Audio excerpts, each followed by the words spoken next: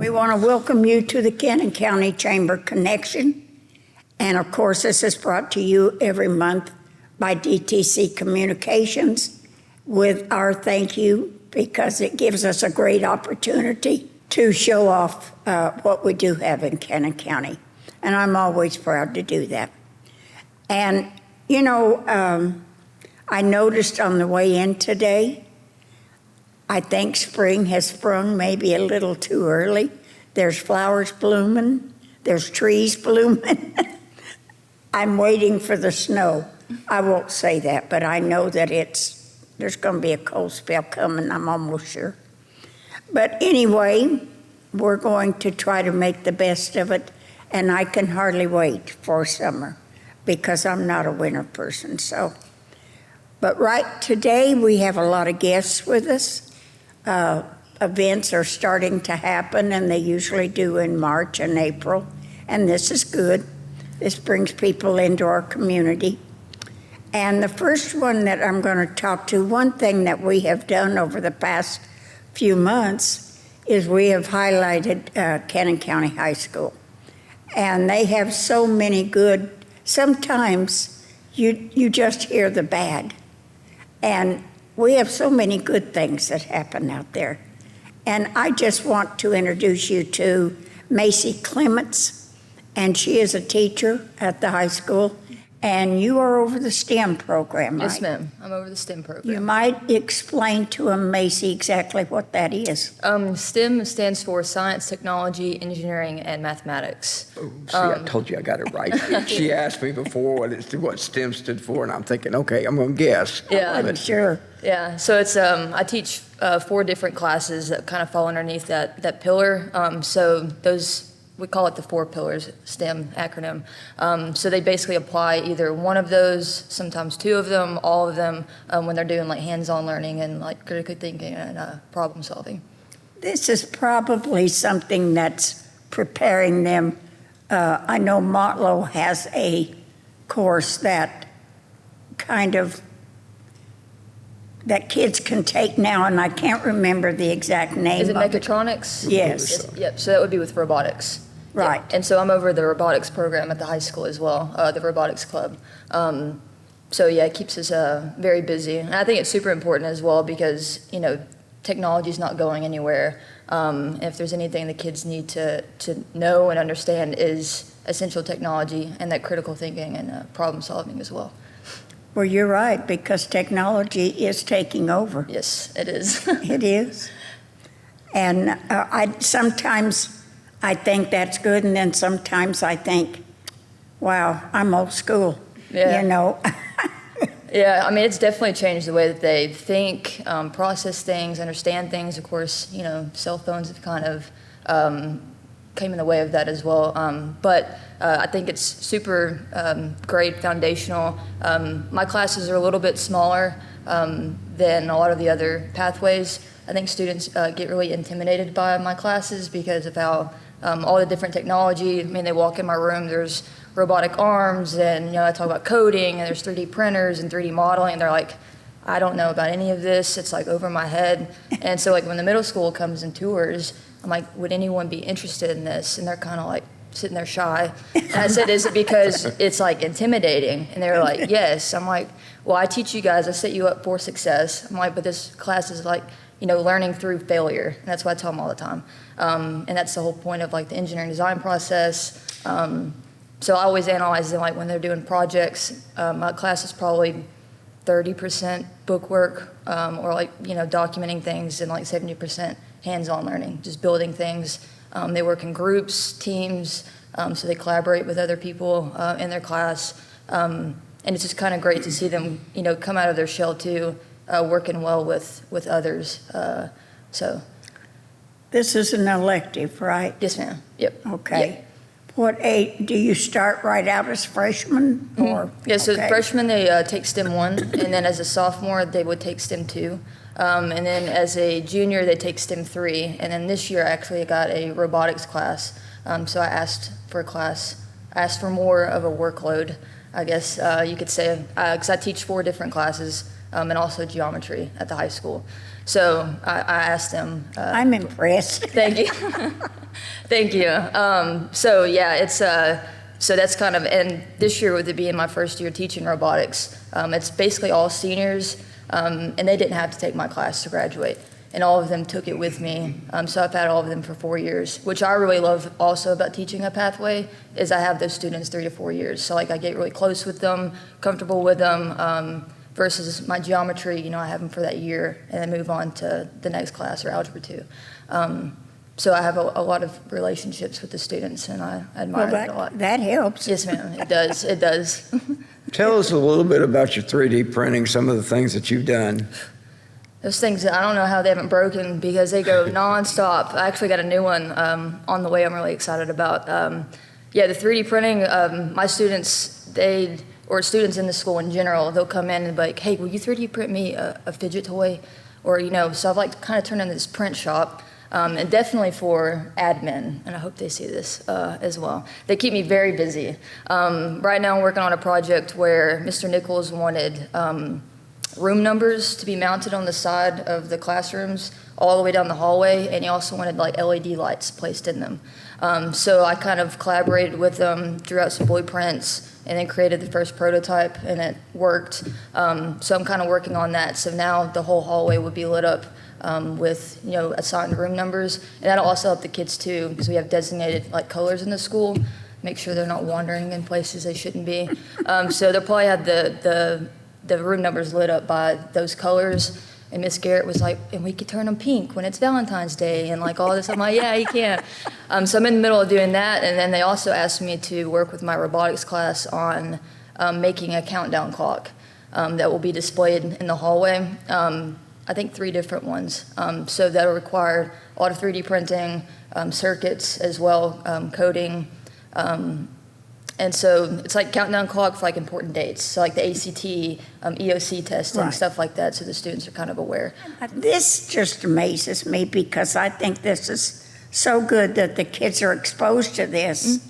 Yep, and again, it's really, we use 3D printing and 3D modeling all the way through. Like all of my classes, like right now my robotics class is 3D printing. We're doing battle bots. So I actually got the opportunity to completely redo my lab. And I've been so grateful and blessed and spoiled by Miss Kennedy, and with all the grant funding, STEM's on the, the up and up, super important. So we do get a lot of grant money. So I got to revamp my whole classroom, actually built a stage for a 12 by 12 robotics arena that we use for competitions as well. So right now they're building their own 3D printing their whole entire robot and it's using Beck's parts. So we'll have a battle bots competition here. Maybe when you get these robots up and going, you could bring them out here one time for a show and we'll let them fight. Absolutely. I would love that. I would love that. And again, thank you for having me. All right. Well, thank you for all you do. Thank you. Thank you. Now tell me what y'all are doing. So we've got our Cannon Runs for Children coming up. It's a 5K and fun run that'll be held on March 28th. First of all, let me interrupt you. Oh, I should have introduced us. Yes, Yeah. that's first. Well, I got excited. I did. I jumped right into it. So we're with the Child Advocacy Center. We work with children who have been severely abused in Cannon County or sexually abused. I work in prevention. Classes are always provided free of charge to anyone who would like to learn about how to prevent child sexual abuse for children as an adult, how to keep kids safe. And we also work with drug endangered children. Yes, I'm Abigail Greene. I'm the Drug Endangered Children Coordinator. I work with children and families who have had drug exposure, need extra support, extra resources. I do home visits, and I just help these families out to the best of my ability. Well, all right. But along with a lot of other places, you are a nonprofit, so that means fundraisers. Yes, it means we're always asking for some money. And that's where we get into the 5K. Yes. So we are very excited. This has been a long-running 5K. It leaves from the Arts Center in Cannon County on March 28th. It is just a beautifully designed run. You're going to see hills. You might see llamas if you get lucky. Brian Elrod designs the course. And then you need to be here by 6:45 to register. If you would like to, if you'd like a shirt dedicated to you, if you want to make sure you get your shirt, because our shirts typically are designed by Camden County students. And so if you want to make sure you get a shirt, go ahead and register online. And that's going to be at, you can find us on Facebook at the Camden County Child Advocacy Center, or you can, if you forget this and all you can remember is Camden Runs for Children, type that in Google and it's going to be the first thing to come up under Run Sign Up. Now, you guys blew it. You guys blew it. What did I blow? Guess what I'm wearing today? I know. My I Cannon noticed Run it. shirt from 2024 because it's got a line. I like it. I know. I like, And when you guys came in, I'm like, you didn't back me up. I didn't know. I wear that shirt all the time. We should have had a a group email or something. Yeah, we should have said something. We're all at the matching on last meeting. DTC. we got to get Carolyn one. Yes. But, Next year, we'll all match. Yes. Next year, we'll well, we plan don't it. have to match. You can wear, like, say, 2024. I've got one from every No, year. Keith, we want to match. I want to match. Okay. I want to match. All of we'll- us. So Yes. next year at this time, we all wear the Cannon Run shirt from 2026. All right. sounds like a plan. 2026. Okay. Okay. All right. So those, that is still running. We got a couple days left on that as well. And so if your child is looking to get some art submissions in, then Well, by the time that this airs, it may be it'll past. over. It may Yeah, be. 'cause our Hopefully your 5th. child already got those in. But we want you to come out to the run itself. Yes, the run is still happening. And so that's going to be March 28th, the very end of March, heading into Child Abuse Prevention Month, which is April. And so what a great way to kick it off. Well, you have a walk with this race too. Yeah. You don't Yes, have to yes. run. You don't have to run. You don't even have to. If you want to show up and cheer people on, be my guest. There will be lots of community tables and resources set up, and there are scholarships available as well. If the cost is prohibitive, and so don't let that stop you. Go ahead and come on out. Sign your kids up for it. It is a great kid-friendly race. And a very safe, fun thing to do. Well, a lot of people like 5Ks and the weather's getting where maybe you can get that in without it doing something. Yes, and every year I've done it, we've had beautiful weather, so I'm hanging on to hope. Yeah. You know, the chamber works with this group quite a bit during the year. They really serve a purpose in our community as far as children that have special needs. What I mean by that is home issues that most normal people wouldn't have, and they have to be dealt with, and a lot of times it means removing them from the home, and that's where these people step in at. So that's very important that we have them, and you certainly want to give to them. They have several things during the year to raise money, but they are nonprofit, and most of that comes from grants and donations, right? It does. We are primarily grant funded, and about 25% of our total operating cost comes from donations, and so Right. it's wildly helpful to have. Oh, these yeah. events. You have to have, that's the way it is. Tell us a little bit about this race and what the costs are. All right, so for adults, it's going to be at $27.50, I think. Don't quote me on this. I'm very close if I'm not. And it steps down as you go down. And so for students, that cost, I think for $6.50 yes, for children for like 12 and under, it's $6.50. And that does include the T-shirt. That includes any activities that are there that morning. And then there's a discount for seniors as well. Yes, and there's a discount for seniors as well. And so, but like I said, don't let the cost be prohibitive. It is a relatively well-priced 5K, most that I'm seeing now, because I've got a runner. It is not me, it's my child. I've got a runner in the family. Most I'm seeing are, $35 to $50, and ours doesn't touch that. And so it's a good bang for your buck. It's a good run, good hills. Now, we talked about the T-shirt, but you have to pre-register to get the T-shirt, right? Yes, to be How do guaranteed you a get- T-shirt, you need to pre-register. How do you pre-register? No, you're going to go to either Google and type in Cannon Runs for Children, and it'll be the first thing to pop up. You can go to the Child Advocacy Center webpage, or you can go to our Facebook page and click any of those links on there as well. And that's going to be the Cannon County Child Advocacy Center. I believe your website address is cannoncac.org. Yes. Okay. And when you go to that webpage, there is a events tab. Just click on that events tab and scroll down, and you'll see the. Yes, you'll see all of our events that are coming up. And you can also, if all else fails, give us a call at 615-563-9911, or you can call the chamber. Carolyn's Right. really great at sending people our way. I'll get you in touch with someone that has something to do with this. And then you can run right over, right?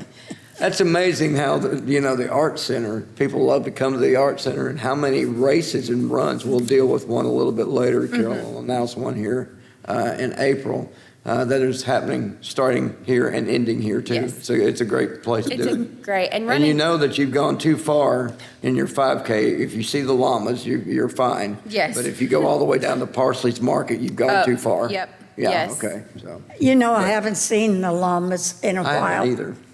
But there are some miniature horses There are. on that route that you're going to be taken to. So, hey, there's not a bad place in Cannon County. I don't care which way you run it, you're going to run into something that's pretty. Yes. Mr. Heller, I take it that is you sitting Yes, there it right is. now. Yes, ma'am. Yes, This is ma'am. your first time being on the Cannon County Chamber Connection, and you are the administrator of the hospital, right? Yes, ma'am. Ascension St. Thomas Stones River Hospital, and I also cover DeKalb Hospital over in Smithville. Yes, ma'am. Okay, very Yeah, good. it's a pleasure to be here. I really appreciate you having me. Okay. Well, you have your hands full traveling back and forth. And tell people a little bit about what our hospital, we're a local hospital, we're smaller, but we offer several services over there. What are those? Yes, ma'am. We offer quite a bit. So we have a 24/7 ER. We have a medical unit as well, and we also offer behavioral health services there as well, inpatient for geriatric patients, and then we also have an adult unit. So that's anybody over the age of 18. And so, yeah, quite a few services. We also have a wide array of imaging services as well, X-ray, ultrasound, CT, and more. So we also have MRI as well. Yeah, a ton of services there. And we did, I did mention adult behavioral health. That was temporarily, we weren't offering adult behavioral health, but we reopened that behavioral health unit on December 8th.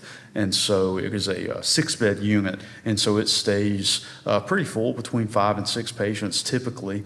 Now, is this for medical issues? This is for behavioral health, so Right, patients okay. in crisis. Yes, ma'am. Okay. Yes, ma'am. And so we have a psychiatrist, we have a 24/7 hospitalist coverage, and then we have also a doctor in our ER 24/7 as well. And so, yeah, a lot to offer here in the Woodbury, Cannon County community right here. Well, in the past, I don't know, year maybe, everybody keeps talking about the smaller hospitals in rural communities perhaps closing down. I would hate to see that happen. I know our hospital is small, and if you have something or a procedure you need, you can always send them on to, I know Lifelike comes in here, everything. So, and that's another point. You have a new helicopter pad that's going in over there, don't you? We do, and we don't have an exact timeline on that, but essentially what's happening is Air Evac Stat Flight is moving their helipad from Smyrna to here in Woodbury to the hospital. And so we're going to be leasing that space to them. And yeah, we're really excited about that because, it will provide that critical, whenever a patient needs to go to a higher level of care. Of course, we offer a lot here just in Woodbury, but if a patient does need to go to a higher level of care, that support being on campus will help and cut down some of the time that it might take to get the patients to a higher level of care. It's a good location for them, and it's good for us, and that will be staffed 24/7 with a pilot, a nurse, and a paramedic. And so really excited to see that there as well, Okay. and partner with them. Now, I believe this gentleman, our mayor, Stan, has told me that you have reopened your cafeteria to the public. Yes, ma'am. Yes, ma'am. We sure have. And We I know need to that get the word out there because they had really good food. Yeah, we do have really good food, and I've heard many people say that is a place that folks used to frequent in the community, and so that's something that we wanted to do, and allow people to come and enjoy our food. And I see from time to time I'm in there and I see people from our community in our cafeteria, and there is some really good food there. Well, good. Yeah, they do a I'm great job. glad that's reopened. I am. Yeah, our staff does an excellent job there. So they not only feed the patients well, they'll feed you well if you want to go out there and eat lunch. That's right. Yeah, and so a few other things I wanted to share. We're healthy. The hospital is very healthy, and so one of the things we're doing. I like to share some of the stuff we're doing that people don't typically see. And so $750,000 we are putting into our infrastructure in the facility. So a large portion of that is rooftop units, air handling units to keep our temperature and humidity comfortable for patients. And, in healthcare, we have strict guidelines of the temperatures that we need to stay at and the humidity in clinical areas to make sure that we keep our patients and our staff safe and comfortable. And so again, $750,000 going in this year as a large investment by Ascension St. Thomas into the local hospital here in Woodbury. And so we're really excited about that. Another thing I wanted to mention is we recently received a grant from the Tennessee Arts Commission for arts therapy for our behavioral health program. Great. And so there's already 20 paintings that have been done actually by our patients. And so we're bringing in local artists and teaching art classes and that sort of thing. So if anyone is interested, if there are any local artists that are interested in helping us out, reach out to the hospital and we'll see how you can get involved in that. Again, teaching art classes, we've used that grant to purchase supplies for the patients and more. So, some pretty cool stuff going on right here in Woodbury. And so we're happy to be a part of that and to serve our patients that way. Do you know some of the names of the local artists that are helping out with this? Not off the top of my Okay. head. We have maybe that's something I can mention next time. Yeah. But yeah, we already have a few engaged. Really appreciate it. Excited to be here. I've been on the job 9 months now, and so I'm originally from Florida. So my family and I moved to Smithville, and so live here close by, and just am really excited to be here and. Be a part of Ascension St. Thomas, which is an extraordinary organization, and so it's been a ton of fun. Everybody's so far. been friendly and nice. Yes, ma'am. Absolutely, absolutely. I love being a part of small rural hospitals. It is an awesome feel and an awesome community, and very welcoming, and that's where I feel at home. So. Yeah. No need to be mean or mad at Isaac over here, because once he introduces himself and he says, "I'm with the hospital," that's when you brighten up like, oh, well, anytime I need hospital care, I'm not going to tick him off, right? There you go. There you go. We love to provide care. So. In other words, you want a little pull, don't you? Well, not really pull. I just want to make sure that I'm not going to get banned from the hospital if I need some medical care. No, that we again, 24/7, we are open, our ER is open, and we are ready to take care of you. if you need And I'll care. tell you, in an emergency that is life-threatening from the time they find you till the time you get to the hospital, it's important to go to the nearest one you have. Absolutely, absolutely. And EMS is a big part of making the decision of what somebody needs. There are certain things, like trauma, for instance. Right. If EMS finds trauma in the field, they're going to take that to a trauma center. Right. So there are certain situations where, you would bypass a local hospital according to what you need. But for the vast majority of care,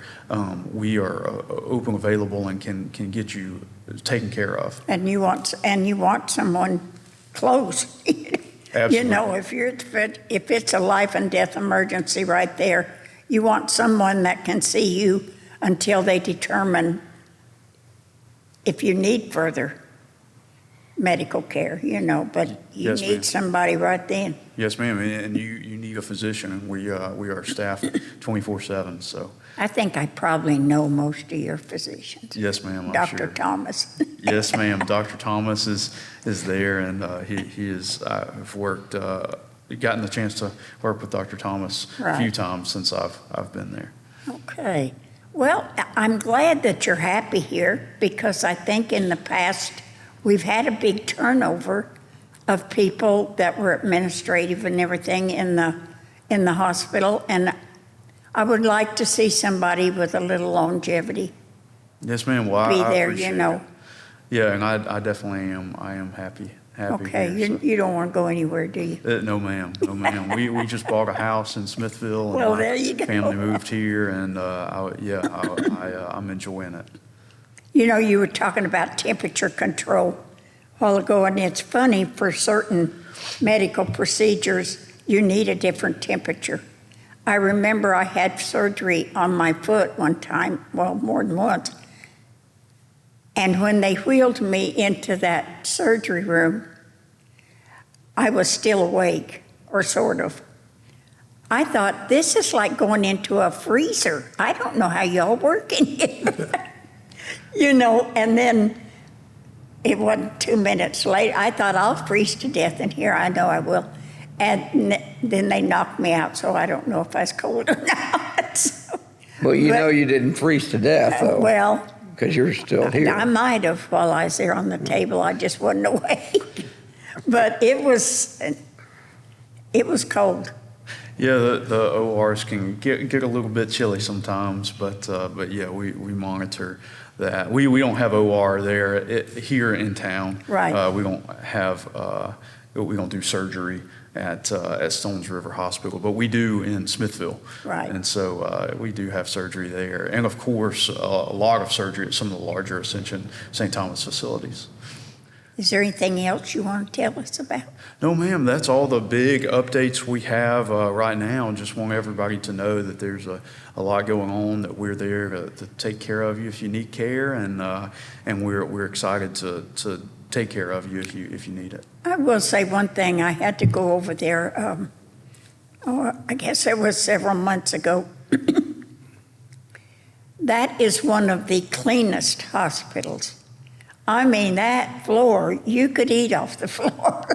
It looks that good over there. It does. Well, we really appreciate that. We do take pride in our campus, and if you haven't, for those that have been there, you probably know, and for those that haven't, you were mentioning earlier the terrain here in Woodbury and Cannon is gorgeous terrain, and we are in a very pretty location. You are. Sometimes when I'm leaving a little bit later at night, you can look out and you can see the whole town of Woodbury lit up, and it's gorgeous. And we have an aerial photo of the hospital that I've seen that it's a gorgeous location where we are, and so. Well, I come down Woodbury Hill every day from the McMinnville area. You probably do too.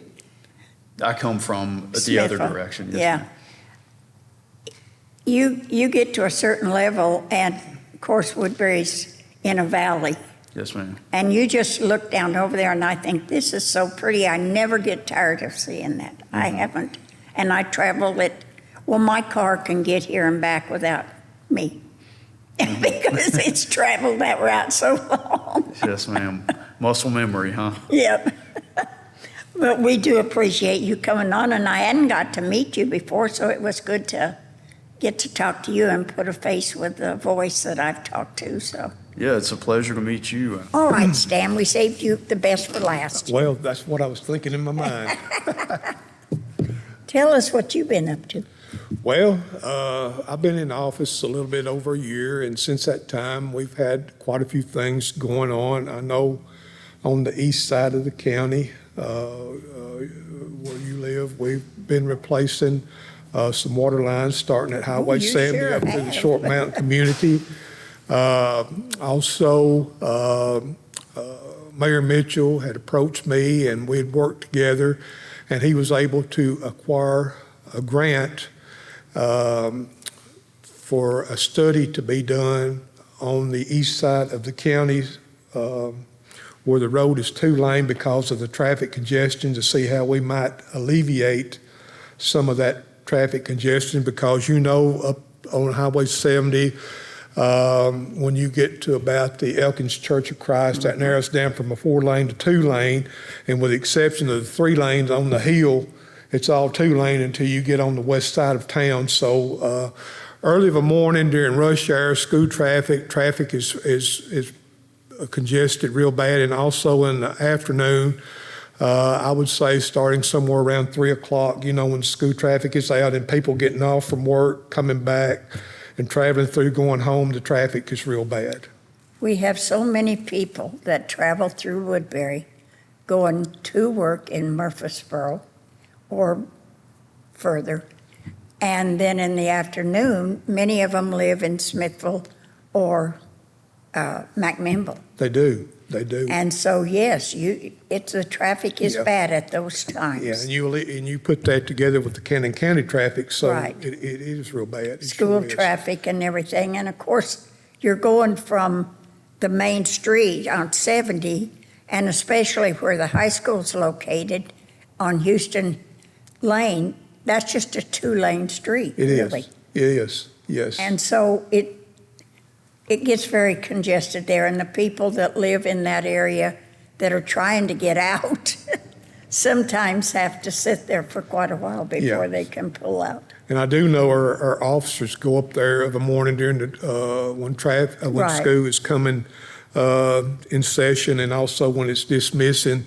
They do the best they can at directing traffic, because you try to keep the traffic flowing on a busy highway, and then you try to keep it, the school Off of traffic it, getting right. out and everything, not letting it back up. And so they do the best they can. And I think they do a real good job. They look, and just, and do Well, what it they would be can. worse without them. Yes. Let's put that in Appreciate- there. Yeah, and so I Way appreciate worse. what they do very much. I do too. Yes. It's a situation that there's really, everybody says they want a light.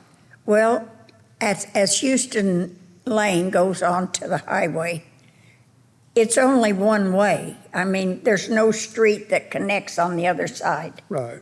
So that's going to be hard to put a light there that will handle all of those problems. And then you're going to have to synchronize those lights all the way through town. Yes, you are. And if you think about that one area too, you've got Mason Street right next to Kimmel Drive, and then you go on down a little bit and you got Houston Lane, and then probably 500 feet you got Highway 53 intersect, and That plus turns one way. the old McMinnville Highway that intersects. So, where would be the best place? I'm glad I'm not a TDOT engineer. So Hey, I think they're so sick of us. Because partially in that area they've done everything down there that I think could possibly be done. yes, I don't know of anything else they could do that would solve that problem. Part of the problem is you're coming off of a side road onto a highway, yes, and people cannot judge the speed of the oncoming traffic, Right. and especially at night. Right. And I have the same problem up on where you turn onto 281 to go over to Smithville, Highway 146. You know, there's a short road there. That's another area. They've put up stop signs and everything. But when you stop there at night, you can't judge the speed of the cars coming toward you, Right. and a lot of people Right. will misjudge that speed. Yes, yes. Well, also, one thing we are planning on doing, it's in the works right now. We had contracted with Blue Line Solutions. The police chief and I met with their representative, and they came before the Board of Mayor and Aldermen and gave a presentation, is to put the license plate readers in the school zones, and also during times that they will be issuing the speeding citations. I have numerous concerns from people about children, pedestrians, children walking to and from school, having to walk on the shoulder of the road where there's no sidewalks. And also, I have had people in the past that have voiced their concerns. West Adams Street is a bypass around town from Highway 70 to Highway 53, about the heavy traffic and also sometimes the speed of some of that traffic. Yeah. And so Smithville already has these set up in their school zones. And so they're supposed to be in the process of doing everything they have to do to get them set up here in our school zones inside the city limits. So that license plate reader, if a car is exceeding the speed limit by a certain speed, it takes a picture of the license plate. The speeding citations are civil. They don't go against your driving record. Right. And also, there's no court cost involved or anything of that nature. And of course, anybody who wants to contest one, they can do that, but it'd be before administrative Got judge. your picture. Yeah. So, and also the license plate readers here that we have in town that they have set up has been very proactive in catching stolen vehicles, stolen license plates, people that are wanted in other states, sex offenders who have not registered with the state of Tennessee. So they've been very, very good in that aspect also. I hope we don't find too many of them in Woodbury. No, but I'm just saying they do have their advantages, and have been very, very effective in law enforcement helping identify certain vehicles, Right. and also apprehending certain people that have violated the law, maybe have warrants against them or some other reason. So, Well, I think that's a good thing. And traffic is, it's like I say, I don't know that there's, other than a bypass, and of course that's controversial too, as far as where it would go. yeah, Because either way you cut off to make a bypass, you're going to go through people's subdivisions, people's land, that's a big issue. right, yes. And of course, that goes back, it would be up to the Tennessee Department of Transportation Right. to survey and engineer that to see where would be the best to put a bypass if one was to be built. Right. So, And people don't, you have signs that tell you how fast you should be going. mhm. I don't know if people can't read or they just don't care, Yeah, because they just zoom through them like they're not even there. yeah, yeah. Yes, And of course, we can't have a policeman at every intersection. No. We can't. And you take the schedule of a police officer, they have patrol duty, they have to answer calls, All over the county. For other situations, they have court duty they have to do and accidents to investigate, and then you consider the days off, that come into play and so forth. So they're very active. Yeah, like I say, they You can't can't all be- be at every No. intersection, but I know when I pull off of Highway 281 onto the 4-lane from McMinnville down to Woodbury, the speed limit for about 2 miles there maybe is 65. Right. And then you cut off to 2 lanes and it goes down to 55. Mm-hmm. Listen, I'm doing 65 or a little over where I can. They're passing me like I'm standing Yes. still. Yes. And the only thing that slows them down, and they don't get down here, I'm right behind them, they don't get down there any faster than I do, is when it comes, it's very curvy. Right. And sometimes that will slow them down Yeah. some. And so when we get to town, we're getting here at the same time anyway, so. Yeah. Yeah. Well, as you know, I came from a career of law enforcement. and Right. Like you say, you can't be everywhere No. at the same time, but you do the best you can. You try to patrol the areas and divide up your time in certain places. And I guess what I'm saying is people need to take some responsibility on themselves Right. Right. to obey the signs. Right. Yeah. It's just that simple. I had a gentleman one time ask me, he said, does the speed limit begin where it's posted or where you can see it?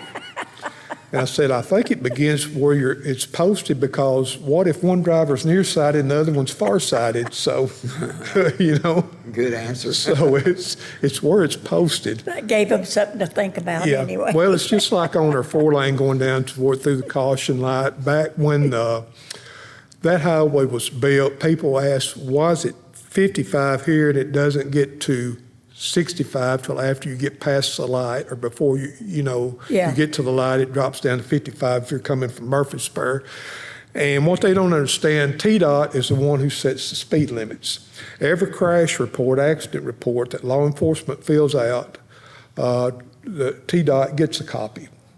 And when that road opened up and they started to post the speed limits, and they seen all the accidents that had happened down at the Hollis Creek intersection where the bridge is and the caution light and the fatalities that had been involved, they said, no, we're not raising that speed limit right until, you're outside of that caution light. So that was the reason. Well, I had that one gentleman that got a ticket right there at the Arts Center. It goes down to, a little bit before that, 30 miles an hour. Yeah. Well, right there, and I think he must have been pretty close to being right in front of the police station. He got a ticket. Well, he was so mad. And so he called the chamber, and I don't know what he thought the chamber could do, Right. because we don't have any control over Yeah. that. He vented to me for a good 10 minutes Yeah. about how it was just a speed trap. That's all it was. He'd be so happy when he didn't have to come through Woodbury at all, and all this. And finally, I told him, sir, I says, I can only tell you one thing. I says, I'm sorry you were speeding and you got a ticket.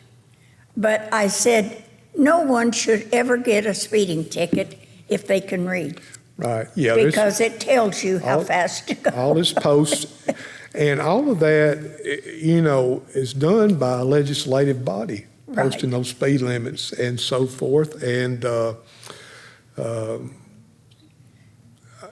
people, when they get a citation, they have a right to a court date where they Right. can appeal their case and argue their case in front of a judge. Well, that man would have been there all day. Well, I'll tell you what, we've solved this traffic problem right here. Everybody just needs to slow down. yeah, just, But the other thing is, you deal with a lot of other things besides that, Right. because you are the mayor for the city, Right. right? I always refer to Greg's office as the county executive. yeah, And I noticed that you mentioned him, the mayor, so people get confused. Yeah. about who's what. I think years ago, the title was changed from county executive to county mayor, but people use that interchangeably. So, you know, when you See, say I'm county old mayor, school. county I'm one executive, of yeah, those. it's the same. But a couple other things we've done, of course, you was talking about the traffic lights and synchronizing them. We did sign a work order with TDOT. They did a study down there at Piggly Wiggly where Highway 70 and 145 intersect. And they said, yes, it justifies having a traffic light here. And you know, of the evening when it's the rush hour, if you want to get turned off, you have to go right and then go down Come the up bottom. Adams Street. Yeah. And so we signed the work order, the agreement with TDOT that if they put it in, you know, of course, the town would do the maintenance and so forth. And when the agreement was signed, and the representative from TDOT looked at me and said, "It might be 2 or 3 years before this it's done." Yeah. And I said, "Okay," but I said, "Well, these traffic lights are supposed to be synchronized." And also, we signed the work order. The one up here in town that's already there, Main Street and Tatum Street, they're going to replace that traffic light with a new one, and it's supposed to be one of those with the arm that hangs over. Oh, okay. So he said we would probably begin that sometime in 2026. And he said, "Do you have any concerns?" And I said, "Yes. Keep the traffic moving through town." That's my Don't only slow concern, them down. especially rush hour. So, and then also, we try constantly to find ways that we can improve the infrastructure. I know we got a couple of grants to do some work on the infrastructure, and so hopefully that will be taking place in the near future. And so we're just always looking for opportunities and ways, you know, that we can improve the infrastructure, especially when it comes to the water and sewer. Right. Yeah. So. That is a big thing Yes. because there's a lot of places we have that don't have city water yet, and they don't have sewer. Right. And so we are hoping that we can do some improvements there. Okay. And I do want to mention, coming up this year, some of the events, of course. If I'm out of place, just No, that's stop fine. me. You just tell us what you want us The to Cannon do. County Good Old Days Right. in May. Also, we always have our July 4th fireworks celebration. This year, the vendor who does that shoot, it's a permitted shoot, a controlled shoot. He had a conflict with the scheduling, and he said, we have to do it on January the 3rd this year. And I said, okay, because the 4th is on a Saturday, and as you know, the Lions Club always has their big July Horse show. 4th horse show, and we don't want to do anything that would spook the horses. Well, I was going to say the horses and fireworks don't do well together. Well, horses and dogs don't either. And I don't know if fireworks in any animal where it does really. I don't know. either. Some humans it don't do it. No, but I mean, we have a good fireworks show here. Moortown Fire Department, I think, the man who does that. He coordinates it, yes. Yes, and they're licensed now and everything. And it's and permitted, it's permitted. They come put before on a the great show. council and They get the do. permit to do it. And it's, Yeah. you have fire trucks over there, you have food vendors and everything. And also, I would like to say that this year, the Merchants on the Square, to me, was a big success. Mm-hmm. People seem to like the parade being at night because did. of it added more color and beauty to it because all the vehicles and floats were lit up. They were. I Yeah. mean, we went all out. I Yeah. was surprised that Yeah. we had some that were really lit up. Yeah, so people put some very detailed work and imagination They into did. that, yes. Shane and his wife, who had the horses that brought the parade in, they had the flags lit up, the horses lit up. Yeah, Everything. It Yeah. looked good. it's a wonder Shane wasn't lit up. No, well, they They had the horse's tails. Yeah, I saw that, Lights yes. and that, and Yes. my only question there was, where'd they plug them in Yeah, at? yeah. So, Well, I was with the police chief in his vehicle as he was escorting it through town, and we come through town, went up Macquarie, come back down High Street to the College Street intersection. Right. And I looked to the right where the red light is, and they were still They're vehicles coming coming. through there. Yeah, so, and it was it's a good parade. one thing too, we did improvements on was, and this was a serious consideration that was addressed by the city council to do it at night. We never had done it before, was the safety of the children. Mm-hmm. The safety of the children not running out into the street and get candy in front of the vehicles. You know, it's not just children, Yeah. Stan. There was, every year, DTC tapes that, and I help announce it. But I've seen adults run right out there. Well, you know, you have fire trucks in there. When they're sitting up high, they can't see right in front, No.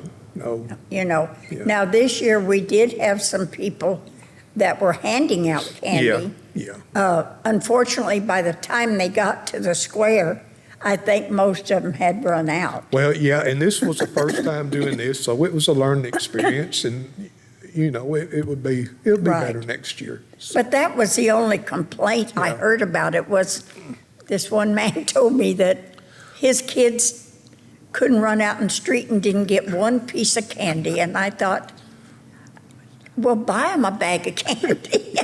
I'll throw it out in the street. well, you know, the safety of a child not being injured or seriously hurt or killed is more important to me than one getting candy. Oh, that's right. Yeah. You're right. So, anyway, but you've been with the chamber, you and Keith.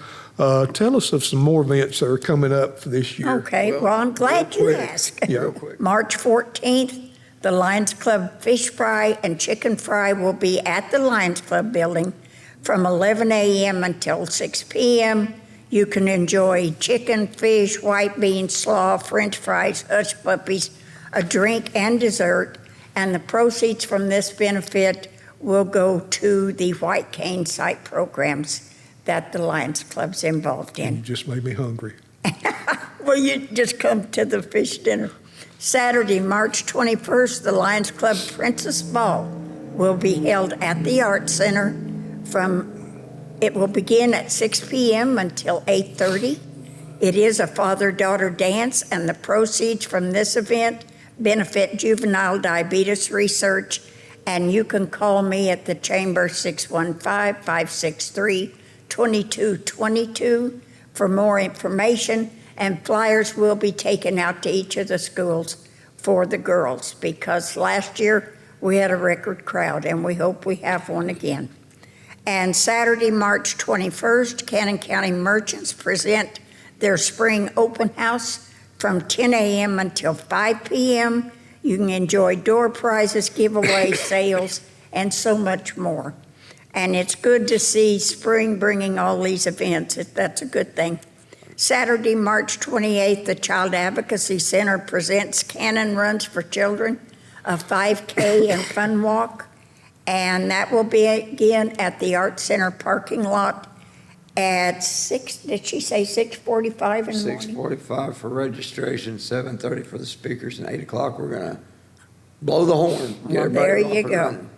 And then March 27th through April 12th, Children of Eden will take center stage at the Arts Center. Friday and Saturday shows are 7:30, and Sunday matinees are at 2 p.m. And they've been having school shows for the last week and a half. And yesterday, I believe there were 400 and some children that visited the Art Center and the show that they have on a field trip. And they do so well with that. You just can't imagine. So they are part of the community, and they do a lot of things to help the community. Let me see here. Saturday, April 11th is the Taylor Blanton Memorial 5K Run. It will start at 8 a.m. at the Art Center, and the proceeds benefit a nursing scholarship in Taylor's name.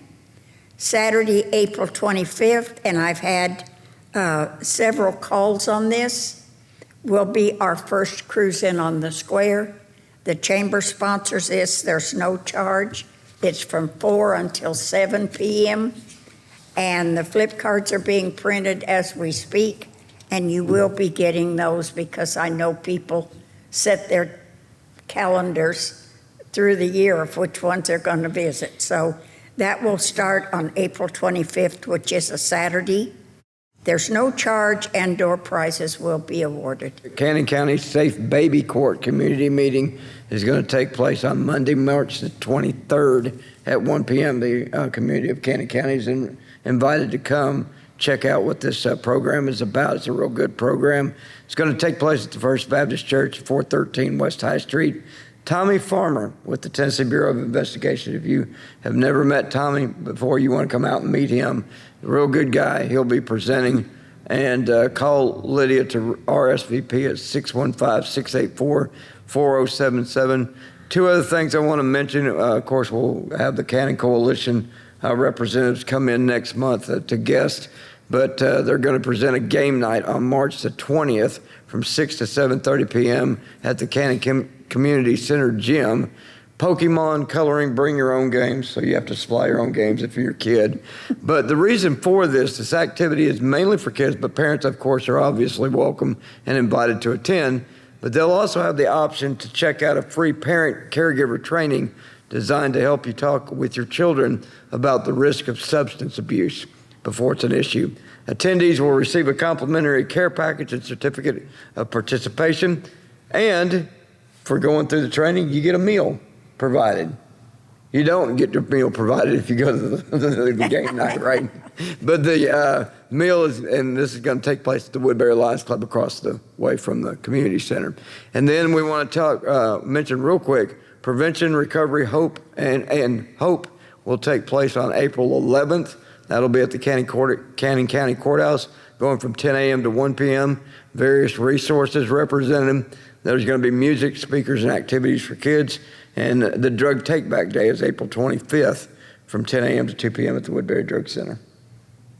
So It's that's it. also my birthday. The 25th? Everybody. One day after my girlfriend's birthday, yeah. Well, we'll have to party. Yeah. Okay, that's all we have for today. And Stan, I want to thank you. And I do want to explain, he is the city mayor. Yeah. And so we want you to come back. Well, thank you for having me. When and all inviting these me. things get done, we Okay, want you. okay. He does a good job, guys, and everybody's getting along good. So this is a good thing. And we hope to see you somewhere in Cannon County in the next month.